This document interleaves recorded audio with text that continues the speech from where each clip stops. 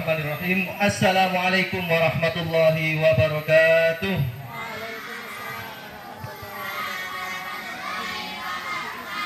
Alhamdulillah wassalatu wassalamu ala Rasulillah la haula wala quwwata illa billah amma ba'du. Yang kami hormati semua anggota dari PPMI Persaudaraan Pencerita Muslim Indonesia, yang saya hormati juga dari seluruh TPQ yang ada di Bumi Haji yang bersedia hadir di kegiatan ini, termasuk kemudian kepada adik-adik kita semua dari TPQ. Jadi Ustadz Hakim, saya manggilnya Ustadz Hakim ya. Saya ini kalau di depannya anak-anak itu agak grogi ya, dibandingkan kalau bawa bapak ibu itu lebih nyantai. Kalau anak-anak udah, kalau Ustadz Abdul Somad pernah cerita wis ampun-ampun kalau sama anak-anak ini. Bapak ibu, adik-adikku semua, alhamdulillah kita sekarang berada di kegiatan sedekah kisah. Jadi mungkin 5 menit insya Allah. Ya, saya sempat bingung ketika diminta sama Mas Edi, kita mau ada acara sedekah kisah. Saya pikir kisah sedekah gitu kan, kisah sedekah akeh gitu kan. Tapi sedekah kisah kok enggak ada gitu. Sampai tak cari di Google, sedekah kisah enggak ada.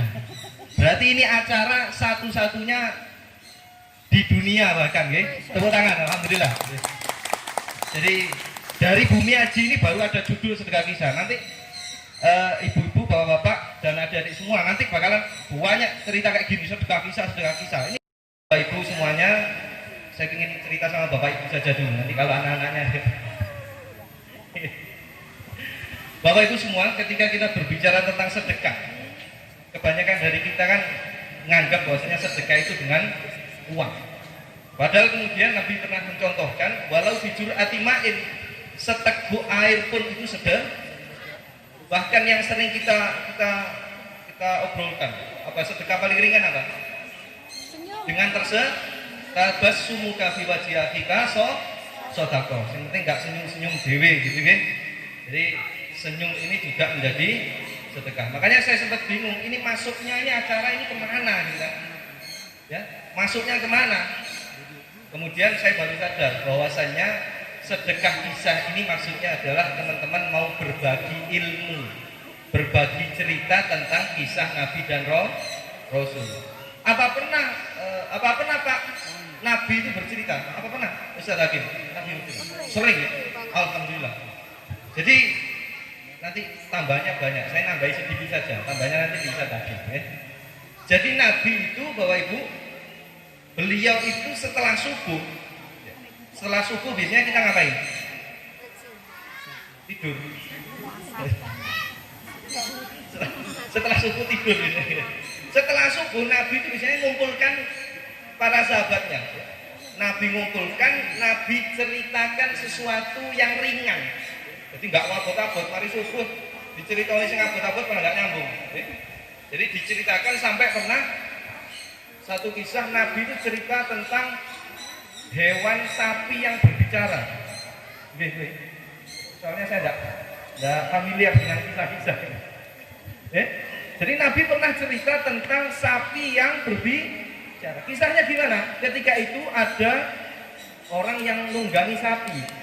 Sapi itu kemudian dipukul. Kata Nabi, sapinya komplain. Sapinya tidak mau. Inna lam nuklak lihadas. Kami ini, maksudnya sapi ini, kami sapi ini tidak diciptakan untuk dipukul-pukul, tapi kami diciptakan untuk bantu bertaninya Bapak. Termasuk kemudian ada kisah-kisah yang lain yang kemudian Rasulullah SAW ceritakan kepada sahabat. Kemudian yang kedua, yang terakhir, Bapak Ibu dan adik-adikku semua, bahwasanya kisah ini penting. Saya juga mau belajar dari Ustadz Hakim dan Bapak Ibu semua di sini. Saya juga ngajar TPQ cuma hari Jumat saja. Itu pun kalau berkisah ya tidak bisa. Saya setelkan gitu terus saya tambahin dikit-dikit. Kalau cerita yang kayak Ustadz Hakim itu saya tidak bisa. Yang teriak-teriak gitu, waduh. Saya kok harus banyak belajar dari Bapak Ibu semua. Artinya Bapak Ibu semua, bahwasanya kisah ini penting, memberikan kisah kepada anak-anak, bahkan kepada bapak-bapak itu penting. Kenapa? Karena ternyata Nabi itu 13 tahun di Mekah itu diberikan cerita tok sama Allah Subhanahu wa Ta'ala. Makanya kemudian kisah itu, buat apa sih kok kita belajar kisah? Kalau dalam agama kita belajar kisah itu untuk diambil pelajaran. Jadi nggak dieling-eling kok. Kalau saya dulu SMP SMA, guru sejarahnya itu bagus-bagus. Tapi karena cuma disuruh ngapal kok jadi bingung, jadi nggak senang sama sejarah. Ternyata sejarahnya Nabi itu dulu, kenapa kok sampai Nabi hijrah ke Madinah?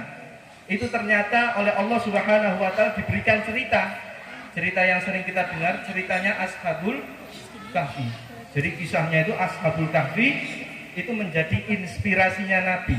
Kalau memang sudah tidak kuat lagi jaga iman, maka diperbolehkan untuk berhijrah. Makanya Ashabul Kahfi itu kan mereka pemuda-pemuda yang top seperti panitia-panitia semua di sini, ya. Alhamdulillah.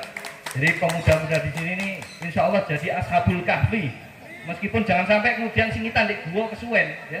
Harus cepet-cepetan keluar, biar nggak jadi. Jadi Bapak Ibu semua, saya ucapkan terima kasih khususnya kepada TPQ semua se-Bumi Haji. Mudah-mudahan bisa kita ngadakan sekota Batu, amin. Termasuk kemudian kepada Bapak Ibu yang telah meluangkan waktunya. Saya tadi bingung kesini ki kate sarungan apa yo lihat ada yang sarungan itu keliru kostum aku ini. Alhamdulillah tadi Ustaz Lukman juga pakai peci, jadi saya nggak sungkan dirian gitu.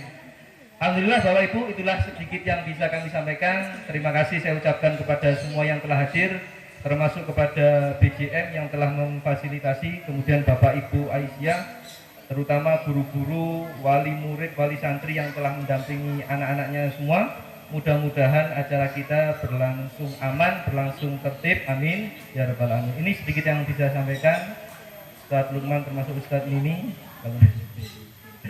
Hadanallahu wa iyyakum ajma'in, fastabiqul khairat. Wassalamualaikum warahmatullahi wabarakatuh.